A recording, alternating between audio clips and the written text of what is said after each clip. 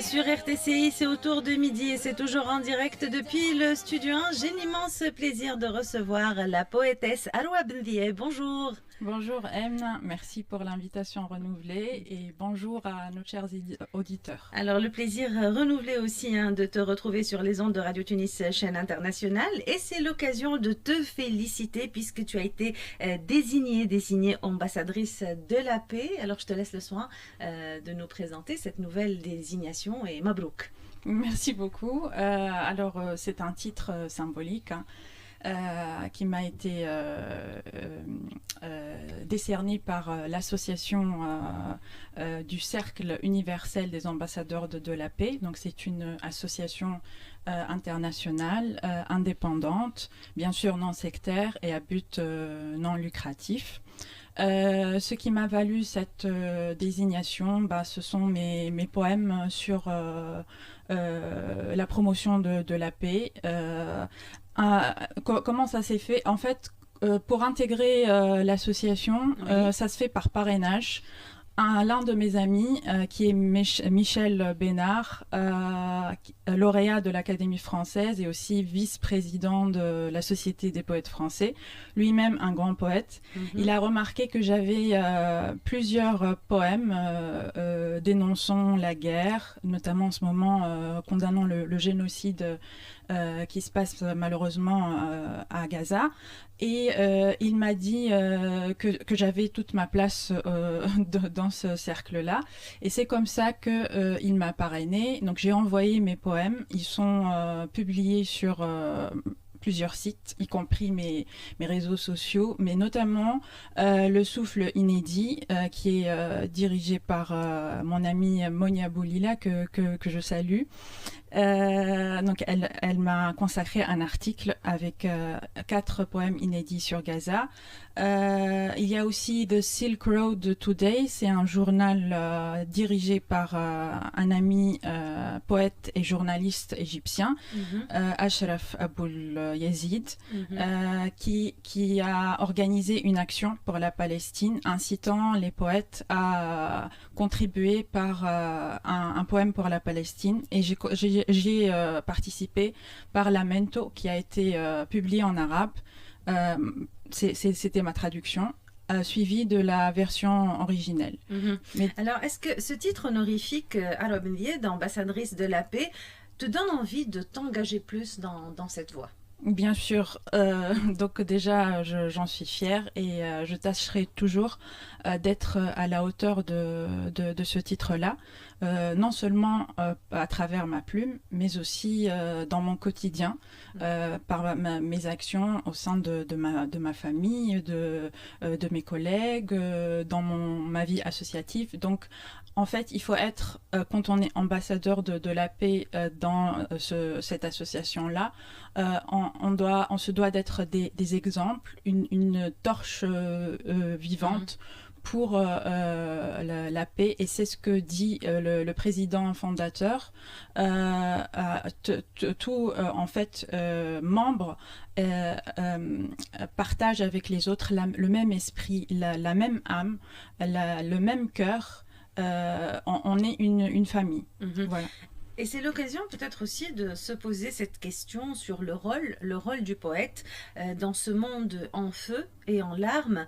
Devient-on, quand on est poète, ambassadeur de la paix, presque forcé de jouer un rôle face à tout ce qui se passe? Oui. Je pense que tout poète digne de ce nom ne peut qu'être un chantre de la paix. C'est normal, c'est plus que naturel de s'insurger contre ce qui se passe actuellement. C'est même un devoir de condamner les horreurs, en fait, et d'essayer de raisonner les hommes qui vont à la dérive. C'est vraiment très malheureux. Et donc le poète doit être engagé par sa plume, au moins, puisqu'on se sent impuissant finalement face à tout ce qui se passe. Voilà. En parlant de poésie, tu vas nous lire un poème. Oui. Alors, de quoi s'agit-il? Je te laisse présenter le texte. C'est le tout dernier que j'ai écrit d'une série. C'était franchement... récemment, j'ai écrit plein de poèmes qui m'ont été inspirés par ce qui se passe à Gaza. Et ce poème-là traduit exactement mon ressenti. Et c'est comme une hémorragie, c'est ce que je vais dire dans le poème. On t'écoute. Donc je l'ai intitulé Nakba. Loin du mouroir, une hémorragie. Des flots de sang coulent de ma plume à l'abri. J'ignore encore si j'écris Gaza ou si Gaza m'écrit. Rabea Kairoki, c'est notre illustration musicale en parlant de paix, en parlant avec notre invité du rôle du poète dans ce monde en feu et en flammes et en larmes. Alors tel Rabea, c'est aussi ton choix musical, Alwa Benvie. Je te laisse commenter si tu le souhaites. Ben c'est une chanson qui me donne en fait les larmes aux yeux quand je l'écoute. Je sais pas, les mots me manquent quand je regarde, j'apprends ce qui se passe en ce moment en terre palestinienne. Alors, la transition va être difficile, hein, ma foi, puisqu'on va parler de tes poèmes hein, sur l'île de Djerba, qui a été accepté par les éditions des Embruns pour paraître dans leur anthologie en cours de conception sur le thème des îles mystérieuses. Et tu es la deuxième Tunisienne à représenter ton pays dans cette anthologie avec Mariam Soufi, qu'on salue. Alors, c'est inspirant hein, de parler des îles mystérieuses. Un petit mot sur ce texte, sur cette participation. Oui, j'étais très heureuse d'avoir appris mon acceptation. C'était un appel à texte de ces éditions-là. Et doublement heureuse en voyant que mon amie Mariam Soufi a été acceptée avec moi. Donc nous sommes deux Tunisiennes à représenter notre pays. Pourquoi Djerba? Eh ben parce que j'y ai vécu quand j'étais adolescente pendant 3 ans. J'ai passé de très belles années. J'en garde de merveilleux souvenirs. 3 ans à Djerba, j'ai envie de dire, c'est une chance. Hein. Oui, j'étais au lycée et je salue tous mes professeurs, tous mes amis à Djerba, voilà.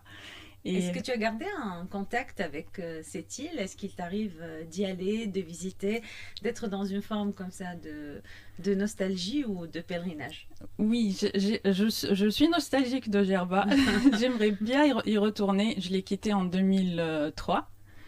Voilà, et d'ailleurs j'ai été invitée par mon amie Fatma Bouvet de la Maison Neuve qui a organisé parmi d'autres femmes la première édition d'un festival littéraire qui se tiendra là-bas à Djerba à la mi-octobre. Il s'appelle Rotouf. Donc je vous invite à y aller. Donc je lui souhaite tout le succès, mais pour des raisons professionnelles, je ne pouvais pas m'y rendre. Donc j'espère pour la deuxième édition, je ne raterai pas une telle occasion. Et puis on aura l'occasion sur RTCI de parler de ce festival dans sa toute première édition. Alors les anthologies, il y a Djerba, on reviendra sur d'autres anthologies dans un petit moment, mais j'aimerais bien, si tu es d'accord, qu'on partage avec les auditeurs et auditrices de notre station un texte ou un extrait de ce texte-là sur l'île mystérieuse où tu as eu la chance de vivre.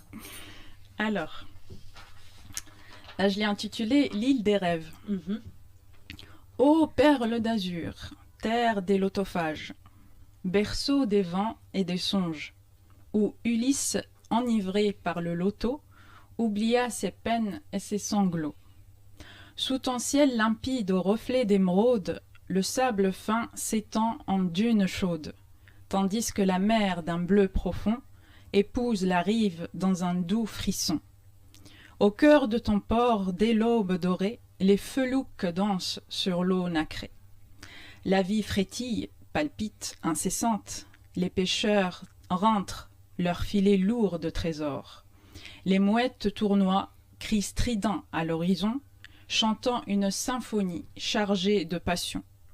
Alors que le phare veille, gardien vigilant, éclairant la route des marins, leur offrant l'attente. Dans ce ballet maritime éternellement mouvant. Au milieu de tes souks, les parfums s'élèvent. Ambre et musc, encens et safran, myrrhe et rêve. Poterie peinte de mains habiles, histoire gravée sur l'argile fragile. Sur tes murs blancs des fresques rebelles, des éclats d'ombre et d'aquarelle, les graffitis murmurent aux passants, les voix d'un peuple accueillant en tout temps. Non loin de tes rivages, dans les eaux roses, les flamants dansent, elles éclosent. Témoin muet d'un doux mystère, que toi, Djerba, confies à la mer. Ô inspiratrice d'Homère, serais-tu toi-même une sirène? Île enchanteresse aux mille visages, destination d'innombrables voyages, mirage d'Orient, joyau sans âge, tu gardes en ton sein, en un écho, l'âme des secrets et des héros. Merci. Alors, Bendia, ce poème sur l'île de Djerba est accepté par les éditions des Embruns pour paraître dans leur anthologie en cours de conception sur le thème des îles mystérieuses. Et tu es la deuxième Tunisienne à représenter ton pays dans cette anthologie avec Mariam Soufi. Mais il y a aussi d'autres projets d'anthologie. Un petit mot, si tu veux bien, sur ces parutions, sur le rôle que tu joues aussi parfois pour faire connaître certains textes ou certains poètes. Oui, alors j'ai été également acceptée pour paraître dans une anthologie trilingue, donc créole, français, anglais, qui a été produite par les éditions Amazon, dirigée par une amie haïtienne dont j'ai préfacé le recueil. Elle s'appelle Jenica Mars. Donc elle habite aux États-Unis. Donc elle a fondé cette maison d'édition exclusivement féminine et l'anthologie, elle est féministe, elle prône la résilience de la femme. Une autre anthologie à laquelle j'ai participé, Beyond the Language, oui. Par un poème en arabe. Alors j'ai soumis 2 poèmes, je ne sais pas lequel a été accepté, mais je sais que j'ai été retenue. Donc c'est une anthologie internationale dirigée par une poète indienne dont je n'ai plus le nom, qui est très connue. Et j'ai été invitée à le faire par mon ami, le poète égyptien Ashraf Aboul Yazid, qui dirige The Silk Road Today. Ensuite, pour ma part, je suis en train de faire éditer, là, c'est en cours de parution, une anthologie sur des murs inspirants. Ça va être intitulé Nos muses, les murs. Donc, ça associe photographie de murs et poèmes. Ensuite, je peux parler de l'anthologie qui a déjà paru aux éditions Constellation.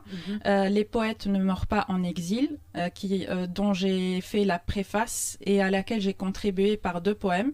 Et cette anthologie-là, elle a été produite par l'association à laquelle j'adhère, qui est ApuLivre. L'un des buts de l'association est de créer des anthologies. Alors tu as publié plusieurs ouvrages en langue française en France, puisque tu vis en France, mais aussi en Tunisie. Et l'année dernière, tu as été primée par Dina Sahiouni, présidente donc de l'association Poé Féministe, Société internationale d'études des femmes et études du genre en poésie. Et cette année, on te propose de faire partie du jury du 2e prix pour l'édition 2026. Mes félicitations encore une fois. Un petit mot sur ce prix, ce qu'il représente pour toi en tant qu'autrice femme, et puis le rôle que tu vas jouer au sein de cette société.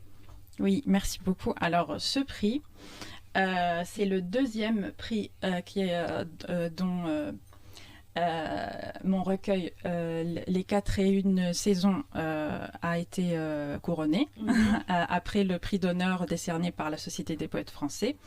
Et c'est un prix féministe puisqu'il est remis lors de la Journée internationale de la femme, le 8 mars de chaque année. Un prix éponyme donc de sa fondatrice Dina Seryouni qui dirige cette association poètes féministes. Et donc, elle privilégie la remise de ce prix-là à une poète qui ne vit pas dans son pays natal, comme moi. Et dans l'une de mes saisons, à savoir l'automne, j'ai beaucoup de poèmes sur la nostalgie, le mal du pays. Donc, c'était... je pense que c'est entre autres pour cela que ça a dû toucher le jury. Et puis, je suis honorée et fière d'avoir été invitée à faire partie du jury pour la prochaine édition. Et j'espère être à la hauteur de cette nouvelle responsabilité. Et ça va être une nouvelle expérience pour moi. Alors, ce sera ma dernière question. Tu es en Tunisie en vacances. Est-ce que les vacances sont pour toi, en tant que poétesse, en tant que poète, un temps pour l'écriture ou pas du tout, tu te déconnectes de tout, y compris de l'acte d'écrire? Je ne peux pas me déconnecter de l'acte d'écrire. Je ne pourrai jamais me déconnecter de l'acte d'écrire. Même à bord de l'avion, quand j'ai gribouillé un poème avant-hier en arrivant à Tunis. D'habitude, je mets l'endroit dans lequel le poème me vient à l'esprit. Et du coup, j'ai mis quelque part entre Paris et Tunis. tel jour, voilà, suivi de la date. Donc non, quand on est poète, on est constamment habité par une envie d'écrire.